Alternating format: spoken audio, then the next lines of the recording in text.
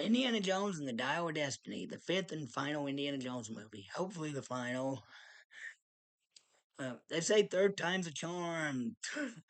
I'm sorry, but I just watched this for the third time. It did not charm me. I mean, I watched it for the first time back in 2023. Unfortunately, I missed it when it was in theaters, but I saw it months later on Disney Plus. I thought it was okay. I watched it again last year when I was doing an Indiana Jones marathon. Still thought it was okay. The third time, okay-ish.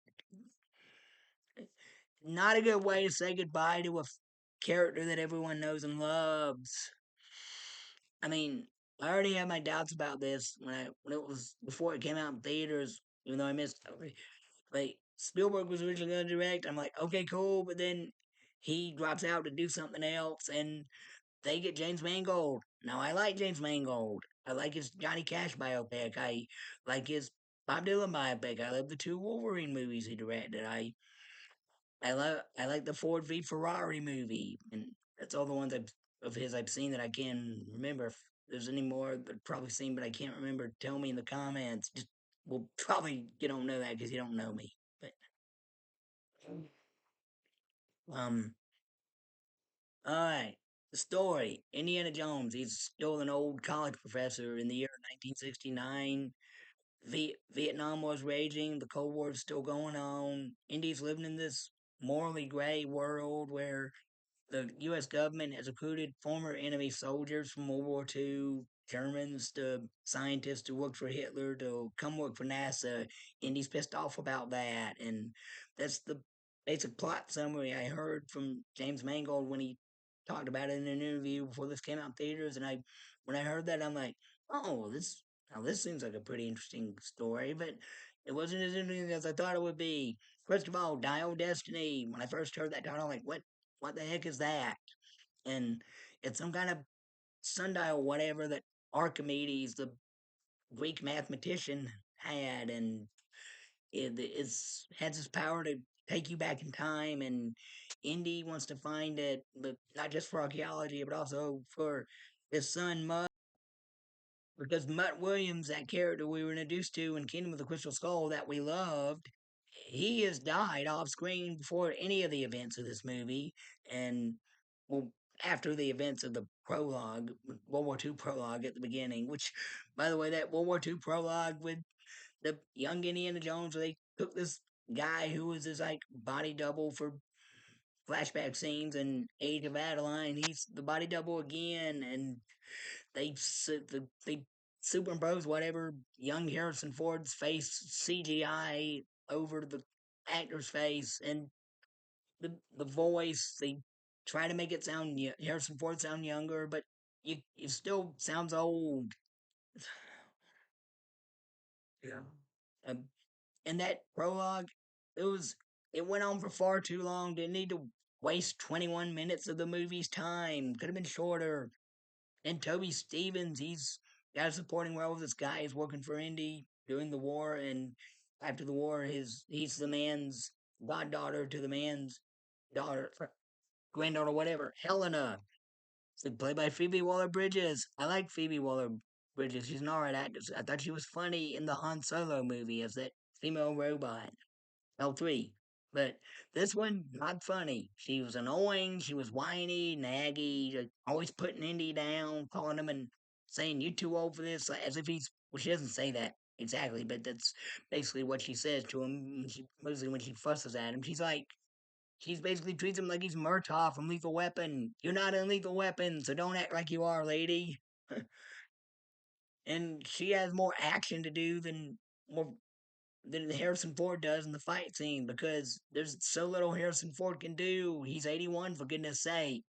Well, I think he was 80 when they filmed this, or probably turned 81 in the middle of filming it.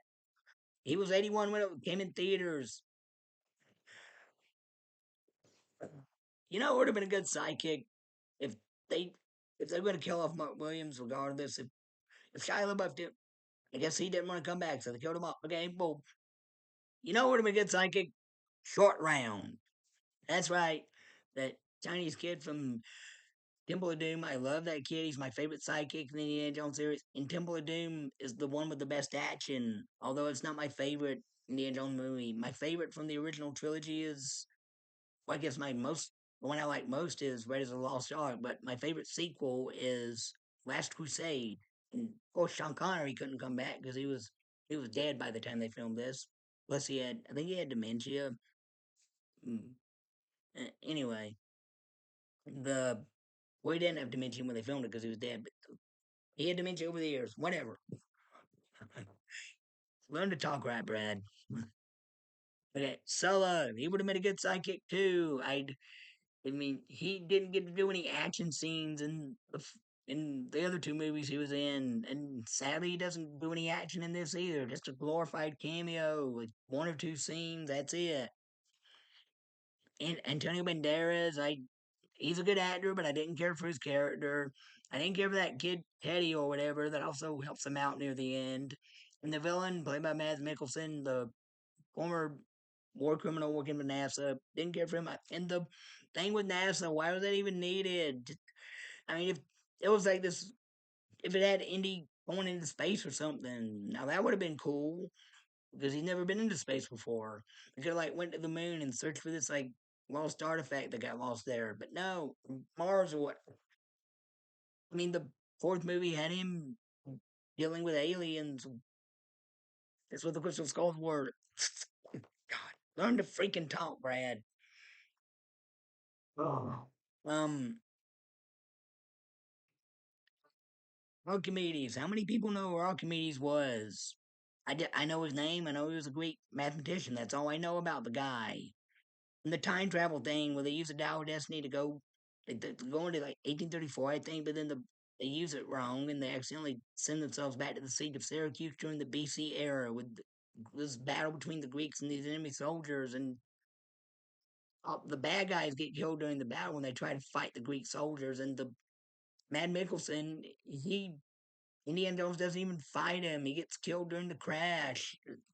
Because Indy's all tied up and Phoebe Waller Bridges does the fighting, even though I did think it was funny when she pulled the lever on the bomb door and it caused the bad guys to fall out of the plane to their deaths. That was funny. I just was disappointed that Indy get to have a big fist fight with Mads Mikkelsen. That would have been awesome. In Short Round, he could have shown off some more impressive martial arts skills as an adult. He didn't because he's not in this. And you know what would be a good idea? Tom Selleck. Yeah, Tom Selleck was originally going to play Indiana Jones in Raiders of the Lost Ark, but he had to drop out because he had to shoot Magnum PI. But then the people who made Magnum PI, they said, no, we're not going to shoot it yet. You can go back and do it, but too little too late. They'd already cast Harrison Ford. I think that's the story. It would have been great to see Tom Selleck and Harrison Ford teaming up to save the day, but we didn't get that. You know what?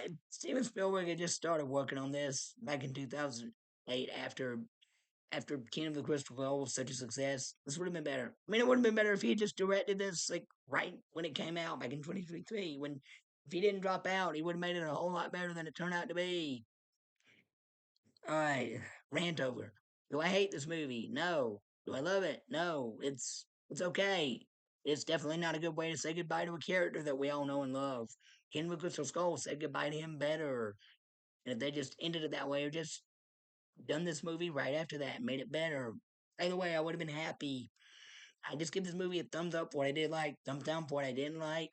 And that's all for now. Thank you. God bless you. Bye.